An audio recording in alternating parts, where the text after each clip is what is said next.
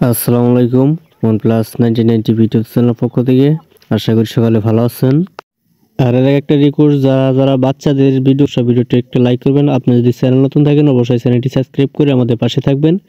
আর এখানে যে একটা চকের মধ্যে ঘোরাঘুরি কিন্তু অনেকটা মজার বিষয়।